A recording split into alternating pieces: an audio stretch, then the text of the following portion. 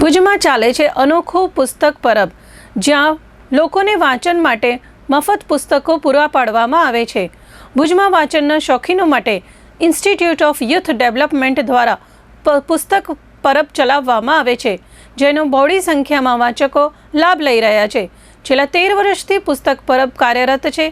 હાલના સમયમાં વાંચન પ્રત્યે લોકોની રુચિ ઓછી થઈ રહી છે, ત્યારે લોકોમાં તે વાંચન પ્રત્યે રુચિ કેળવાય અને લોકો પુસ્તકો વાંચે તે માટે પુસ્તક પરબ કાર્યરત કરવામાં આવેલ છે। અહીં વાંચેલા પુસ્તકોને રાખીને તેના બદલે અન્ય પુસ્તક લઈ જવામાં આવે છે।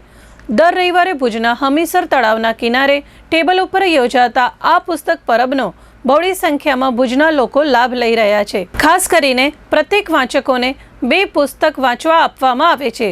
સાંજે 5 થી 7 દરમિયાન આ પુસ્તક પરબ યોજવામાં આવે છે। કોઈ પણ પ્રકારની ફી લીધા વગર આ પુસ્તક પરબ ચાલે છે। જાગૃતિબેન વકીલે આ અંગે ચંચળ ન્યૂઝ સાથે વાત કરી હતી। હું જાગૃતિ વકીલ, institute of youth development Bhuj Kutch દ્વારા અહીંયા પુસ્તક પરબ ચલાવવામાં આવે છે, જે છેલ્લા 13 વર્ષથી ચાલુ છે। અને આ પુસ્તક પરબનો હેતુ એવો છે કે લોકો વાંચતા થાય, વાંચે અને વાંચે એ દ્વારા વિચાર કરે, મનન કરે અને પોતાનું ભવિષ્ય સારી રીતે ઘડે।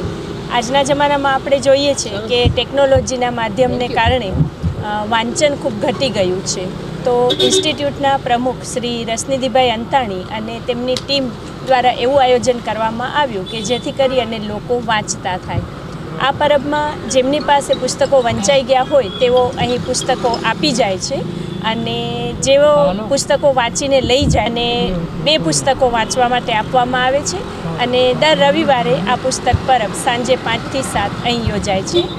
આ સાથે બીજી પુસ્તક પરબ આશાપુરા મંદિર ખાતે દર મંગળવારે સાંજે 5 થી 7 યોજાય છે અને ત્યાં ધાર્મિક પુસ્તકો વધારે હોય છે। એ સાથે જે પણ વાચક વર્ગ છે એમને જેવા પુસ્તકોની જરૂર હોય એ મુજબ અહીં પુસ્તકો મૂકવામાં આવે।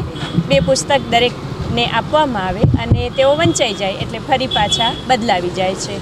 પણ આ પુસ્તક પરબનો ખાસ વિશેષતા એ છે કે અહીં કોઈ પણ જાતની ફીસ લેવામાં આવતી નથી। પુસ્તકો વાંચી અને પરત આપી જવાના અને ફરી પાછા નવા 2 પુસ્તકો લઈ જવાના।